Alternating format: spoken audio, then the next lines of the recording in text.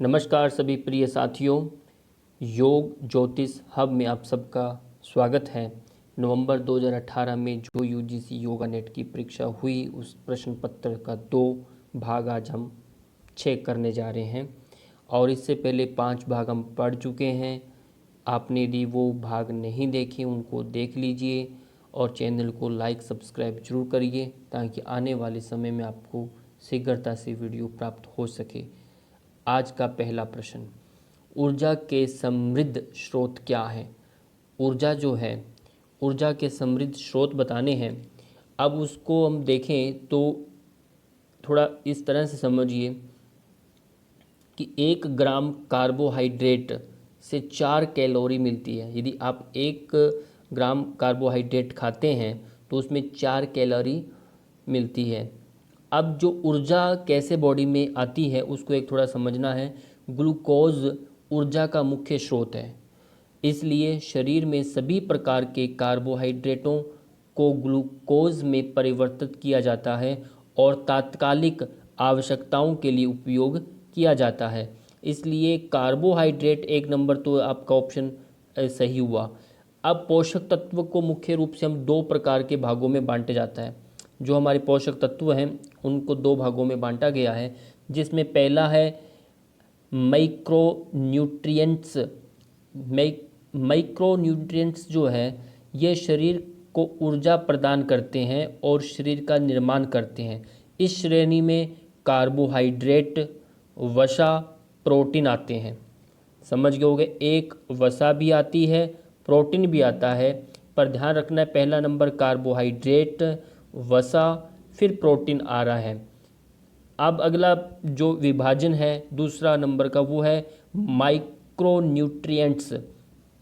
Micronutrients में ये vitamin और खनिज होते हैं और इसकी आवश्यकताएं छोटी मात्रा में होती हैं बॉडी के अंदर। जो विटामिन्स जो हैं आपके ये ऑप्शन नहीं है, इसलिए हम समृद्ध ऊर्जा के स्रोतों की बात करें तो वैसा देखा जाए तो वसा और कार्बोहाइड्रेट यानी प्रोटीन भी आता है। पर जो यूजीसी नेट के अंदर जो ऑप्शन दिए गए हैं तो उनमें वसा और कार्बोहाइड्रेट का है, यानी 2 ऑप्शन हैं, विकल्प का चिन्हित किया गया है। और यदि 3 आए तो आप प्रोटीन को भी आप मार्क कर सकते हैं इस तरह से। अगला प्रश्न जो है आपके लिए वह ये है, घेरंड संहिता के अनुसार योगाभ्यासी के लिए कौन से खाद्य पदार्थ वर्जित हैं? मना कौन कौन से किए गए हैं उनके बारे में बताना है। यदि हम घेरंड संहिता ग्रंथ यदि आपने देखा है तो उसमें 7 अध्याय हैं। सप्तांग योग का इसमें विचार किया गया है, घट शोधन की बात की गई है। घेरंड मुनि द्वारा रचित ये ग्रंथ है और इसमें राजा चंड कपाली और घेरंड मुनि के बीच में संवाद है। और इसमें 5वां अध्याय जो है उसमें 24 और 25 नंबर आप श्लोक देखेंगे तो वहाँ आपको मिलेगा इनके बारे में, जो निषिद्ध आहार के बारे में। तो वहाँ पर कद्दू को निषिद्ध माना गया है, कद्दू को निषिद्ध माना गया, लक्कुच को माना गया और कुल्थ दाल को माना गया। जो परवल जो है ये यहाँ पर इसमें निषिद्ध आहार नहीं आता, ये खाद्य आहार में आता है। इसलिए जो वर्जित होने वाले जो आहार हैं वह कद्दू यानी कुष्मांड और लकुच और कुल्थ दाल, ये तीनों विकल्प आपने ध्यान रखना है। अगला जो प्रश्न है, कपालभाति प्राणायाम जब आप यानी क्रिया जब करते हैं तो किन व्याधियों में ये मना किया गया है, निषिद्ध है? ध्यान रखना है जब भी कपाल शोधन क्रिया है ये कपाल के अंदर ऑक्सीजन का स्राव को बढ़ाता है बॉडी के अंदर।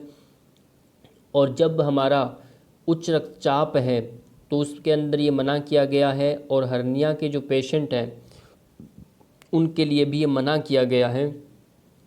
कारण इसलिए कि जब आपका पेट को एब्डोमिनल जो पंपिंग करता है उस समय, और उच्च रक्तचाप के लिए यानी हाई बीपी और हो जाता है क्योंकि ऑक्सीजन का स्तर इसमें बढ़ता है इस क्रिया के माध्यम से।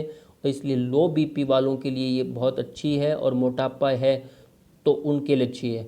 मोटापा यानी आपके अंदर कार्बन डाइऑक्साइड का भरना, जब कार्बन डाइऑक्साइड आपकी बॉडी में भर गई, ज़्यादा हो गया तो आपके अंदर मोटापा आएगा। और जब उसमें हम कपालभाति के माध्यम से ऑक्सीजन को बढ़ाते हैं, ऑक्सीजन जब जाती है तो उसमें वसा को, ये फैट को बर्न कर देती है। तो ऑक्सीजन का स्वभाव है अग्नि तत्व की जब अधिकता बॉडी में होगी तो आपके अंदर मोटापा चला जाएगा, और लो बीपी होगा तो वो भी ब्लड सर्कुलेशन तेज हो जाएगा, यानी तापमान बॉडी का बढ़ा देता है। इसलिए तो आपके बॉडी के ताप को बढ़ाता है, इसलिए उच्च रक्तचाप और हर्निया पेशेंट को ये नहीं करना। अगला प्रश्न, शशांक आसन किस रोग में निषिद्ध है?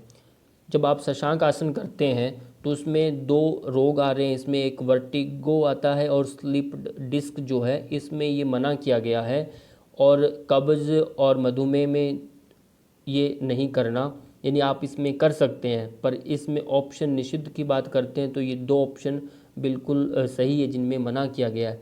वर्टिगो की बात करें तो यानी वर्टिगो होता है कि चक्कर आना, यानी आप सिर हिलाने पर चक्कर बढ़ जाता है, उल्टी आना, अधिक बॉडी में स्वेटिंग होती है, पसीना आता है। स्लिप डिस्क यानी आपकी कमर दर्द, जब आप फॉरवर्ड बेंडिंग करते हैं, यानी फॉरवर्ड बेंडिंग उसमें मना है, इसलिए स्लिप डिस्क के अंदर।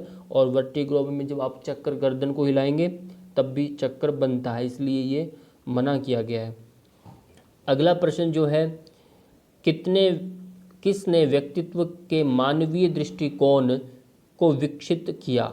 ये हमने बताना है। चार यहाँ पर ये फिलोसोफर और सिद्धांतवादी ये जो व्यक्तित्व की पर्सनैलिटी हैं, तो इनमें पहला जो है कार्ल रोजर्स जो हैं और अब्राहम मैस्लो जो हैं, इन्होंने मानवीय जो व्यक्तित्व के दृष्टिकोण को विकसित करने में अहम भूमिका निभाई है। कार्ल जुंग है, अल्बर्ट बंडूरा है, ये नहीं ऑप्शन, इसलिए दोनों ऑप्शन जो 3 और 4 ये बिल्कुल सही हैं। अगला प्रश्न जो है आपके लिए, स्मृति के 3 चरण, ये 3 चरण आपको बताने हैं, इनको कूटबद्ध करना है।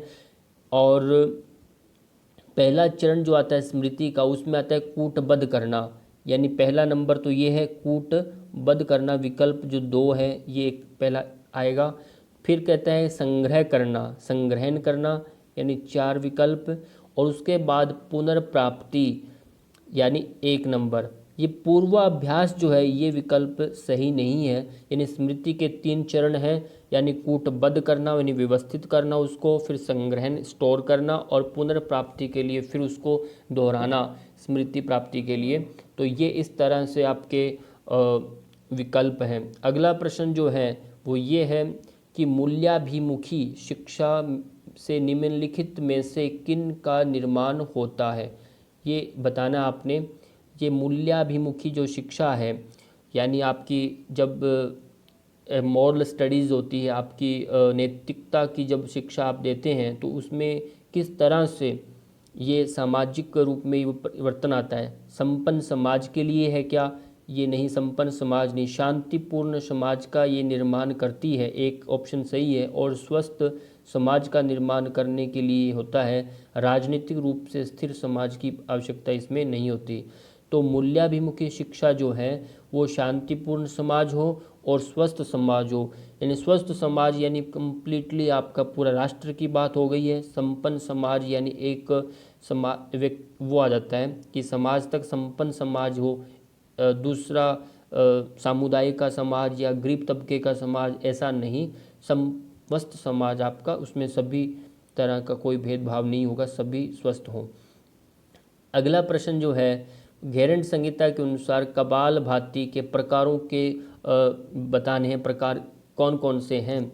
तो घेरंड संहिता के अंदर कपालभाति यानी प्रथम अध्याय के लिए आप 57 नंबर, और फिर उसके बाद आपका 59 नंबर का और 60 नंबर के आप श्लोक देखेंगे तो वहाँ पर अच्छे से विस्तार से बताया गया है। कपालभाति के मुख्यतः 3 प्रकार हैं। तो उसमें पहला है आपका वात, ये जिसके अंदर सबसे पहला वातक्रम कपालभाति है जो इसमें नहीं दिया हुआ। दूसरा नंबर का व्युत्क्रम कपालभाति है, फिर तीसरा शीतक्रम कपालभाति है। ये 2 प्रकार हैं जो कपालभाति के प्रकार हैं। और वातसार और वहनीसार जो है ये आपके अंतर्धोती के ये प्रकार हैं, न कि ये आपके कपालभाति के प्रकार हैं। इस तरह से आपको प्रत्येक ऑप्शन को अच्छे से समझना है। अगला प्रश्न है, हठ प्रदीपिका के अनुसार महावेद मुद्रा दूर करती है। जो हठ प्रदीपिका में हमने पहले ही पढ़े थे 10 प्रकार की मुद्राएं हैं, उन 10 मुद्राओं में महावेद जो मुद्रा है वो किस तरह से है। और ये ऑप्शन उनके आंसर शीट में थोड़ा सा गलत दिया, वहाँ पर झुर्रियों को वहाँ पर निषेध किया गया है, निद्रा को लिया गया है, ऐसा नहीं है, झुर्रियाँ उसमें हैं। आप श्लोक में आपको बता रहा हूँ, उसमें 4 जो अध्याय उनमें से तीसरे अध्याय का 29 नंबर आप श्लोक स्वयं उसमें देखिए, वहाँ आता है महावेदो महावेदो अयम भ्यासान महासिद्धि प्रदायकः वल्ली पलित वेपनघन, है ना, वल्ली पलित और वेपघन से वेते साधकोत्तमहि। वहाँ पर वल्ली पलित यहाँ आपका आया है जो बाल पकने के लिए, और कंपन का भी इसमें विचार किया गया है। और दूसरा आता है झुर्रियाँ। ये तीनों जो ऑप्शन हैं, ठीक है, तो ये इससे ठीक होते हैं, यानी बाल पकना, कंपन और फिर आता है झुर्रियाँ, यानी उसमें आपकी त्वचा है वो श्रिंक हो जाती है और वो इससे नहीं होता। यदि महावेद मुद्रा जब आप लगाते हैं तो वो आपके अंदर झुर्रियाँ यानी रिंकल्स वगैरह नहीं आएंगे। तो ये अनिद्रा जो है ऑप्शन इसमें गलत है, ये 3 ऑप्शन बिल्कुल सही हैं। आज का अंतिम प्रश्न जो ये है, निम्नलिखित पाठ योजना जब आप बनाते हैं, कोई भी लेसन प्लान करते हैं लिखित में, तो अधिकांशतया होते हैं उसमें, या आपने लेसन प्लान कर रखा है तो उसमें क्या लाभ होता है हमारे लिए, लाभ बताना है। पहला तो इसमें होता है कि शिक्षक के चिंतन को व्यवस्थित करने में क्योंकि शिक्षक का जो चिंतन है वो एक केंद्रित हो जाता है और उसका एक व्यवस्थित चिंतन हो जाता है। दूसरा है शिक्षक का आत्मविश्वास बढ़ाने की दृष्टि से भी पाठ योजना बनाई जाती है, ताकि उसके सामने लिखा रहता है तो वो बोलने में उसको आसान होता है और अच्छे से आत्म कॉन्फिडेंस उसका बना रहता है। और तीसरा इसमें आता है शिक्षण के लक्ष्यों को बनाए रखता है। आप अपने विषय से भटकते नहीं हैं, अपने एक विषय पर टिके रहते हैं, तो वो भी एक सही है। छात्र की क्षमता समझने में नहीं होता, ये छात्र की क्षमता इसमें कोई इसका नहीं है कि जब हम पाठ योजना बनाते हैं छात्र की क्षमता के अनुसार, इन छात्र की क्षमता जान करके पाठ योजना नहीं बनती। पाठ योजना बनाने के लिए ये मुख्य ये ज़्यादातर हमारे ये लाभ हैं, और फिर हम उसको वो अलग हो सकते हैं विषय को पढ़ाने के लिए, छात्र की क्षमता के समझने में नहीं, ऐसा ये नहीं है। इस तरह से 3 ऑप्शन बिल्कुल सही है। और आज के लिए इतना ही, सबका बहुत बहुत धन्यवाद। अगली वीडियो में फिर मिलते हैं, तब तक के लिए सबको नमस्कार।